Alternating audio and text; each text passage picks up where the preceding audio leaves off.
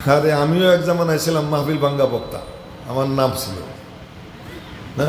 যৌবনকালে এই যে ময়মনসিংহের মৌলানা আব্দুল হক সাহেব উনি বলতেন, আপনার আগে ওয়াজ করে নি, আপনি মাহফিল ভাঙ্গা বক্তা, আপনি ওয়াজ করলে পরে মাহফিল ভেঙে যায়। তা আমার বলতো, তা আমিও এক জামানায় মাহফিল ভাঙতাম, মানে ওয়াজ করে উঠলে ভেঙে যেত। তো এখন বুড়ো হয়ে গেছি, আর তেমন ভাঙ্গি টাঙ্গি না, একটু গোছানোর চেষ্টা করি। যাই হোক, তো যে কথা বলতেছিলাম, তো এবার বলো তো, যে সমস্ত বান্দাবান্দিরা আমি আল্লাহরে পাক বলবে দাঁড়াইয়া আল্লাহু আকবার, প্রথমেই বলবে সুবহানাকাল্লাহুম্মা, পবিত্র তুমি হে আল্লাহ। রুকুতে যাবে আল্লাহু আকবার, সুবহানা রাব্বিয়াল আযীম, আমার সুমহান রব, আমার সুমহান রব মহাপবিত্র, সুবহানা রাব্বিয়াল আলা। সিজদায় গিয়ে বলবে আমার সর্বশ্রেষ্ঠ রব মহাপবিত্র। দাঁড়াইয়া রুকুতে, সিজদায়, উঠতে বসতে, চলতে ফিরতে, নামাজের পরে সুবহানাল্লাহ সুবহানাল্লাহ সুবহানাল্লাহ। আবার এরকম না, সুবহানাল্লাহ সুবহানাল্লাহ সুবহানাল্লাহ, সুন্দর করে সুবহানাল্লাহ বলেন, সুবহানাল্লাহ সুবহানাল্লাহ।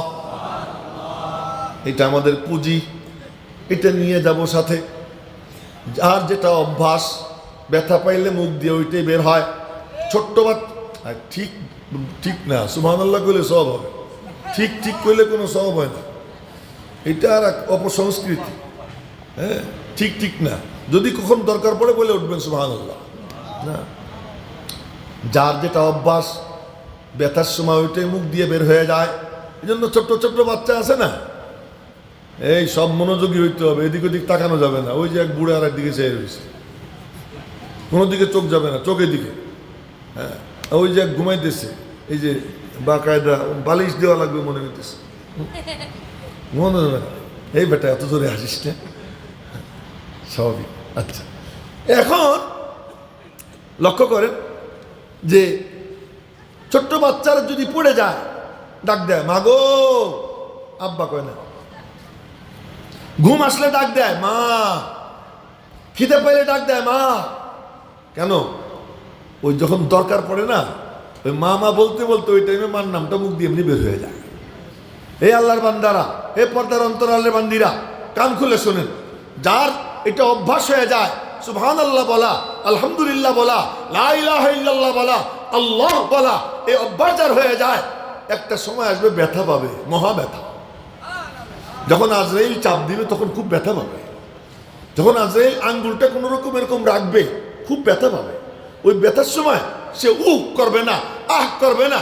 ওই ব্যথার সময় একটা ডাক দিয়ে উঠবে আল্লাহ, বলেন না, বলেন না আল্লাহ। এই ব্যথার সময় যার মুখ দিয়ে বের হয়ে যাবে আল্লাহ, ও জান্নাতে যাবে না, জান্নাত দেখতে দেখতে মরবে। জোরে কন্যা সুবহানাল্লাহ।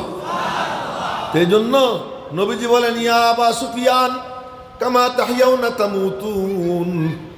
নবীজি বলেন ইয়া আবা সুফিয়ান কামা তাহইয়াউনা তামুতুন ওয়া কামা তামুতুনা তুবআসুন।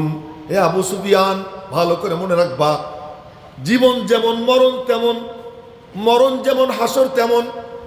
জীবনে যার আল্লাহ বলার অভ্যাস, মৌতের সময় মুখ দিয়ে বের হয়ে যাবে আল্লাহ। ধরে কোন না আল্লাহ। আরে কোন বর্ণনায় পাওয়া যায় ইখলাসের সাথে ভালো মতো একবার আল্লাহ বললে আমল নামায় 4000 নেকি লেখা হয়ে যায়। জোরে বলেন না আল্লাহ। মালিক দেখতেছেন না যে আমার নাম নিয়ে ডাক দিতেছে। কার নাম ডাকতেছি? আরো জোরে বলেন না, কার নাম? আল্লাহ।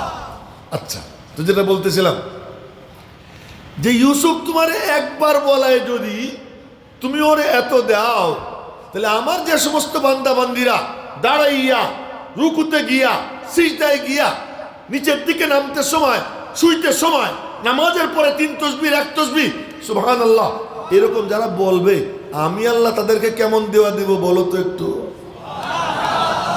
তোমার আর তোমার সামর্থ্য কতটুকু, আর আমি আল্লাহর সামর্থ্য কি পরিমাণ? আল্লাহ সামর্থ্যের কোনো সীমা আছে? কোনো সীমা নেই। সেই অপরিসীম খাজানা থেকে আল্লাহ তাআলা দিবেন যে ব্যক্তি বলবে সুবহানাল্লাহ। আরো জোরে বলেন সুবহানাল্লাহ। জন্য আল্লাহর কাছে সুবহানাল্লাহ খুব পছন্দ। যেন সুবহানাল্লাহ কেউ যখন বলে, মিজানে যে পাল্লাটা এটা কত বড় জানেন?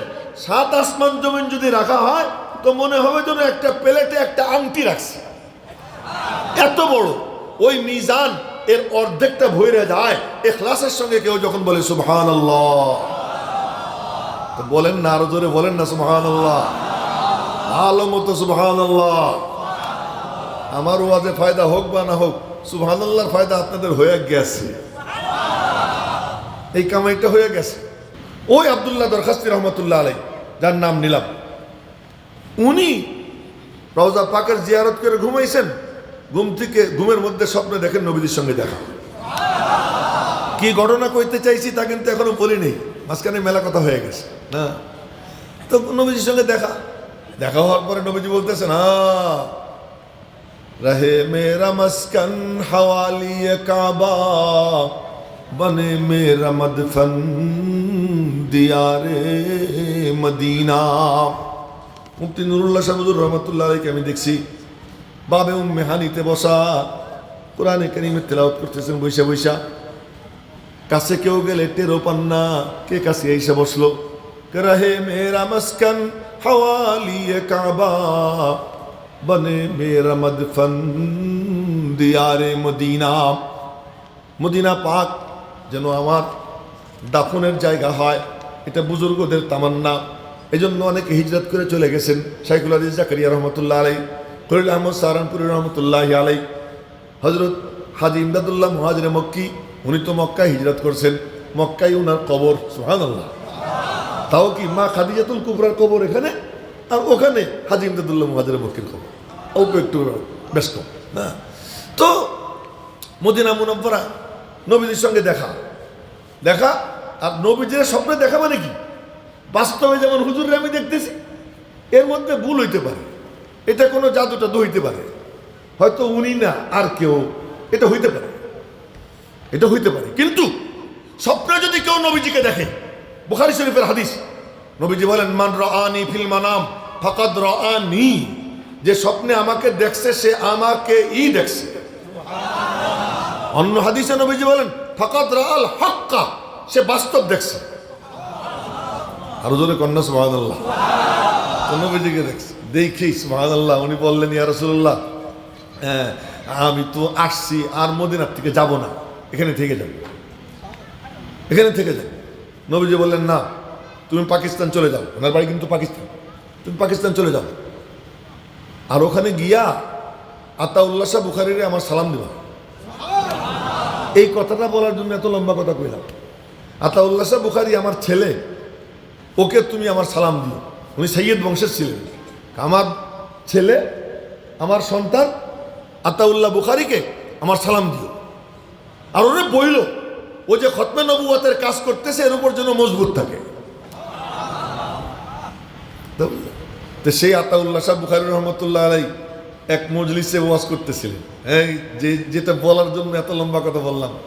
তো বয়ানের সময় শাইখুল ইসলাম হুসাইন আহমদ মাদানির প্রশংসা করছেন।